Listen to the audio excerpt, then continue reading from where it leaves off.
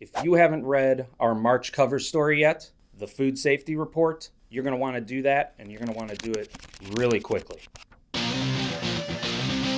Hey viewers, how are you doing? It's been a crazy month around here at the National Provisioner, but it's been a very food safety oriented month, I will say that.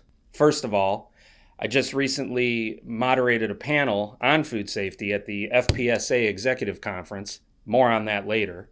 We've got the Food Safety Summit coming up in a month or two. And then, of course, our March issue is our food safety report. And this time, it's the cover story. So if you haven't read this yet, you really need to do so. Our editorial board member, Andrew Lorenz, and his team at We Are Food Safety wrote a pretty scathing report highlighting the incompetence that is prevalent throughout the foodborne illness investigation system. Lorenz and his team talked about botched investigations, problematic findings that were ignored by some of the regulators that investigated certain outbreaks in the past. They got this information via some Freedom of Information Act requests, and they brought it to you in the cover story. Now, this isn't just a plug for our cover story.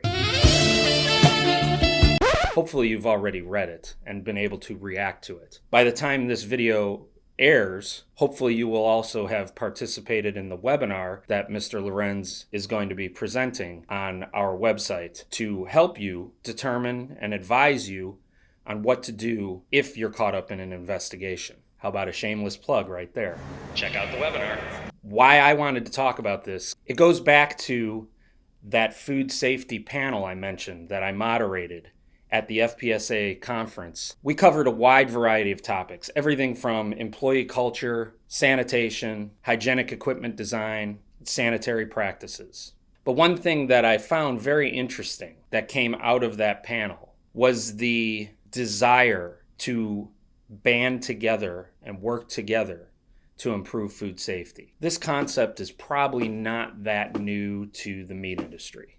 But in other food segments, food safety isn't necessarily a non-competitive issue. One of the panelists, and I apologize, I forget exactly which one, mentioned that food safety should be a non-competitive issue. However, there are ways to use your food safety practices to your advantage in the marketplace. I think I agree with them.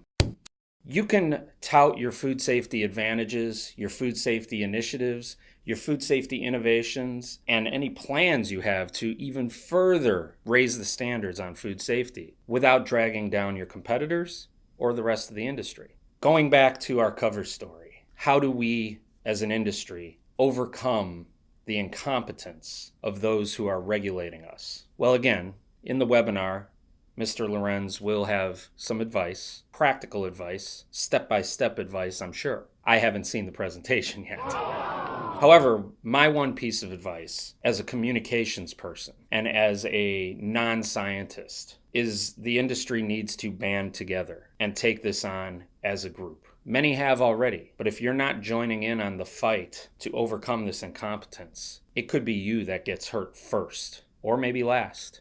But you're going to get bitten, and it's not going to be a good outcome for anybody. You are customers of. That's awkward. And of course, why do I always get a phone call when I'm doing videos with you guys? Nobody else in this world works, apparently.